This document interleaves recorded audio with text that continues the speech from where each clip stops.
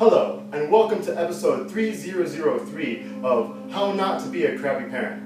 I'm your host, Sebastian Hernandez, and today we will be talking about the seeds of love and compassion, based on the teachings of the Dalai Lama.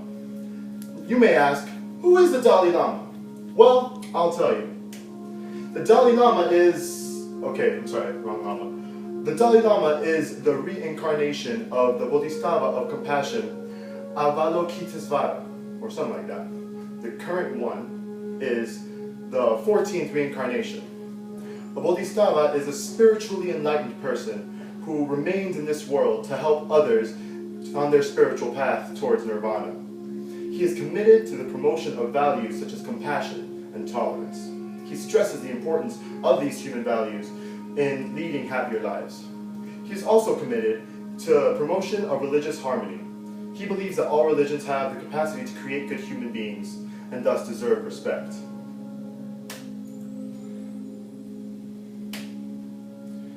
In 2010, the Dalai Lama spoke at Stanford University, describing how the loving experiences that children have while growing up plant the seeds for future psychological stability, health, and happiness. He spoke extensively on how compassion from parents is especially important. Nursing a child is a child's first happy and deep experience, which is their first experience of intense joyfulness. And he claimed that those who receive maximum care and compassion from their parents end up more emotionally stable and secure and are happier. He also claimed that children who are derived of compassion in early childhood grow into mental, emotional, and even physical problems. In his speech, the Dalai Lama presents 3 reasons why compassion is vital to child's development. First, everyone comes from their mother, obviously. Everyone has the experience of initial care that comes from nursing from the mother, so they share that same seed of compassion.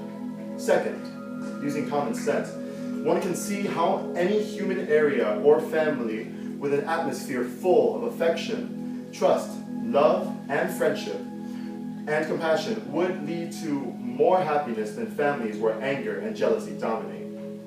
Third, that constant anger, fear, and other negative affectivity can compromise one's physical health. This one has some scientific support.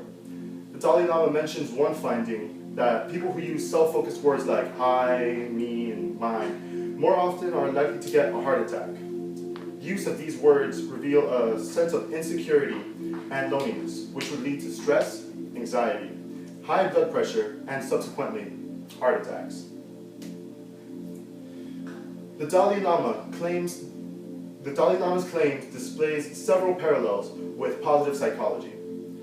Cloninger defines positive psychology as a current movement in psychology that emphasizes healthy functioning with concern for immediate experience and positive emotions such as happiness. It was heralded by humanistic psychologists such as Abraham Maslow and Carl Rogers.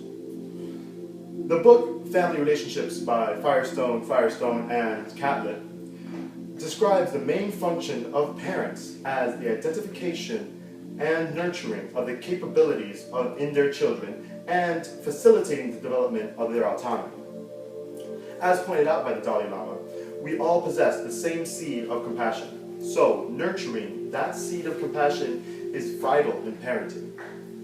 Young children require empathic and affectionate adults who serve as role models and help them to learn to control their affect. One study from Eisenberg and others suggests that parental warmth and positive expressivity contributes to children's effortful control. Now, effort for control is a temperamental characteristic defined as the efficiency of executive attention, including the ability to inhibit a dominant response and or activate a subdominant response, to plan and to detect errors. Effort for control plays a fundamental role in emotion regulation and is often used as an index of emotion regulation. Now, how do the concepts in positive psychology address children who are orphans or have unhealthy or neglectful parents? Also, how does it affect their personality development?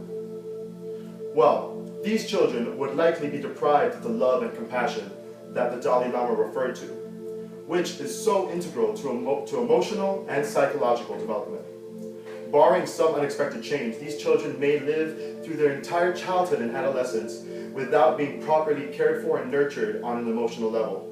Terrible, isn't it? Lack of social connection has been linked to psychological distress, interpersonal dysfunction, and antisocial tendencies. Maslow, one of the pioneers of positive psychology, pointed out that after basic psychological and safety needs are met, a person's primary psychological need is a sense of affectionate and loving connection with others. A deficiency in this would alter their motivations and subsequently their personality. An introduction to positive psychology by Seligman and another guy claimed that without the proper positivity in their development, a child may encounter difficulty with the building blocks of later happiness and or long-lasting well-being. Cloninger asserts that positive psychology reminds us to feed our human potential for good. Now, this initial human potential for good, or seed of compassion, as the Dalai Lama put it, would likely not be fed for orphans and other neglected children. If it's not fed, would it die? Who knows? The Dalai Lama touched upon several concepts that are reminiscent of other personality theories as well, such as Horney's interpersonal analytic theory. She claimed that the lack of warmth and affection from parents is the most basic evil. This also further developed into a relational approach. This emphasizes interpersonal relationships, especially early relationships, and with the mother in particular. Early relationships are important because the children do not yet see themselves as separate entities or persons. So the social early relationships are the basis for developing internal representations of the self and others. According to this theory, neglective parenting sets the stage for internalizing more negative thoughts and images of others and the self. Adler also spoke on parental behavior and personality development. Of particular relevance is his thoughts on parental neglect, where a child's needs are not adequately met. Adler believed that this parental neglect contributed to maladaptive development. This obviously applies to orphans or unwanted children. They will be likely to believe that others will not support them. Now, the Dalai Lama mentioned how constant negative affectivity or self-centeredness can endanger one's immune system and cardiovascular health. This is supported by several theories and studies. Horney, again, reported that one's interpersonal orientation, such as moving towards, against, or away from people, influences one's physical health. For example, high levels of hostility or moving against people predicts heart disease. There's support from biological theories as well. One study of rats showed that rats deprived of maternal contact for only a few hours a day developed permanent deficits in the hippocampus and became more vulnerable to depression. Now, this points to other possible side effects for these unfortunate orphans. So, our take-home message, our take-home lesson is basically that compassionate parenting is vital to raising emotionally stable and overall healthy children. Thank you, and please, raise responsibly.